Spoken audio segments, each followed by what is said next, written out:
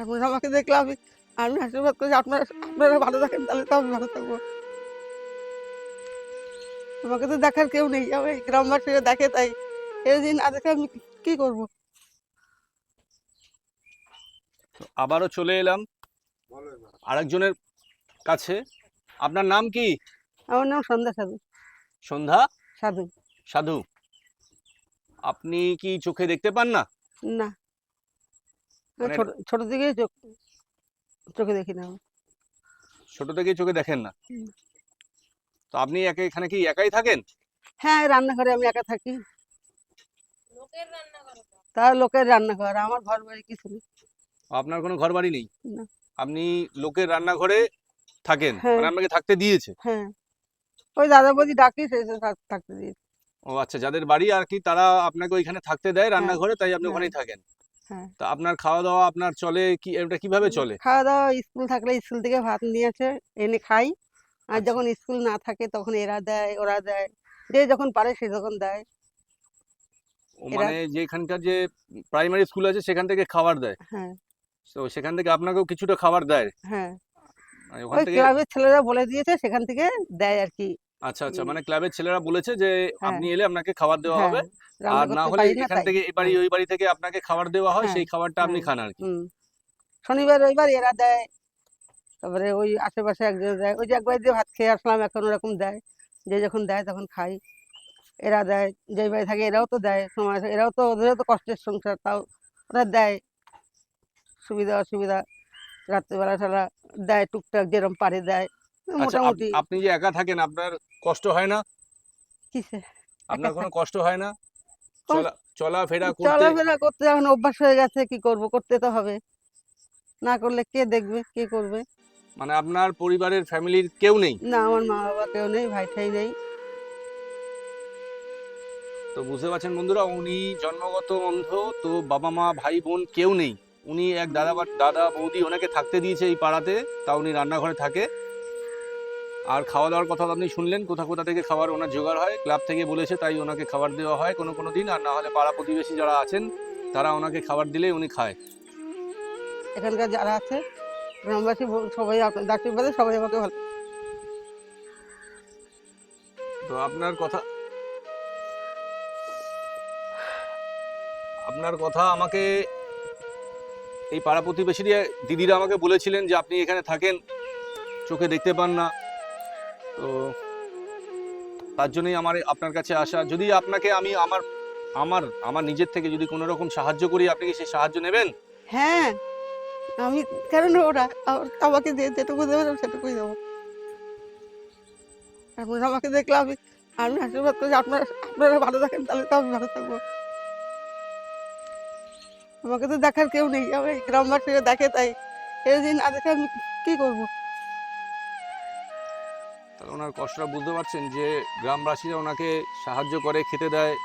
আচ্ছা, আপনি জামা কাপড় যে পরেন, শাড়ি কিংবা যাই, সেগুলো কি গ্রামবাসীরাই দেয় আপনাকে? ওই টুকটাক পুজোর সময় ওই যে এ দেয়, ও দেয়, এদের বাড়িতেই বেশিরভাগ দেয় পুজোর সময়, শাড়ি টাড়ি, শাড়ি নাইটি যা দেয় এরাই দেয় বেশিরভাগ। আচ্ছা, আপনাকে যদি আমি কিছু কিনে দিয়ে যাই, কিন্তু আপনার তো রাখার জায়গা নেই, মানে যেখানে থাকেন আবার কখনো সেখানে থাকেনও না, আর দিলে তো আপনি নিজে রান্না করতে পারেন না। রান্না করতে পারি না, ওই বৌদির কাছে দিই, হয়তো সময়তে পারলে করে যখন করে তখন যখন দেয় তখন খাই। দেখুন, উনি এখন কিনতে পারে না, আপনারা হ্যাঁ, এখন ওনার আছেন। পাশে যদি আরো কিছু লোক দাঁড়ায় তাহলে ওনার একটু উপকারই হয়। ঠিক আছে, সেটাই আপনারা বলুন যাতে ওনার পাশে আরো মানুষ এসে দাঁড়ায়। আমিও বলছি যে এই রকম একটা অন্ধ মানুষ, যার কেউ নেই, মানে একুল ওকুল ওনার কেউ নেই। টুকটাক দেয় সুবিধা অসুবিধা, একজন তো সবসময় দিতে পারে না, ওই জন্য ওরাও দেখে। তো শুনুন একটা জিনিস, সেটা হচ্ছে যার কেউ নেই তার উপরওয়ালা আছে। হ্যাঁ, এটা আপনি বিশ্বাস করেন তো? হ্যাঁ, যার কেউ নেই তার উপরওয়ালা আছে। এই উপরওয়ালা আছে বলেই এই দিদি আপনার পাশে দাঁড়ায়। আপনার, আমি জানি না যারা আছেন তারা আপনাকে কতটা সাহায্য করে। তো আপনি কান্নাকাটি করবেন না। যাই হোক, আপনি ভগবানের ওপর বিশ্বাস রাখবেন। ভগবান আপনাকে এইভাবে পাঠিয়েছে যখন পৃথিবীতে, আপনার গতিও সে একটা ঠিক মানে চিন্তা ভাবনা করে রেখেছে।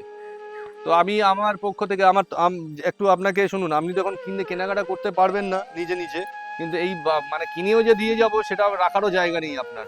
তো আমি আপনার হাতে এই টাকাটা দিয়ে যাচ্ছি, এই টাকাটা আপনি যেভাবেই হোক, এই দিদির মারফতে হোক কিংবা আপনি হোক, কিছু কেনাকাটা যখন করবেন তখন দেবেন, কারণ আপনি তো নিজে পারবেন না, আর আমি কিনে এনে দিতে পারতাম, কিন্তু আপনার যেহেতু রাখার জায়গা নেই, আপনি একটা জায়গায় রাখবেন, সে কোনো তো রাখার জায়গা নেই ওনার, যে উনি রেখে দিয়ে তারপর না। সেখান থেকে করবে, তা আমি না। কিভাবে কি করব বুঝতে পারলাম না।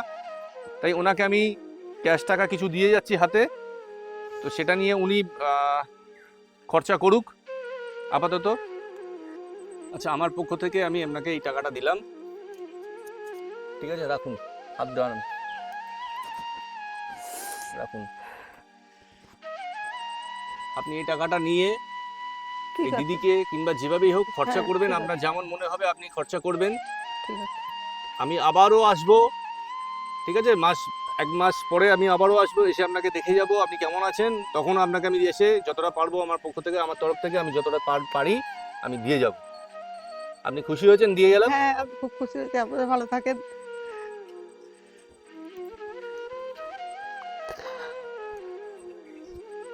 আচ্ছা দিদি, আপনি বলুন যে আপনি খুশি হয়েছেন ওনাকে আমি হ্যাঁ, আপনারা যতটুকু সাহায্য পারলাম। করেছেন, যতটুকু পেরেছেন সাহায্য করেছেন, তাতে আমরা সবাই খুশি হয়েছি।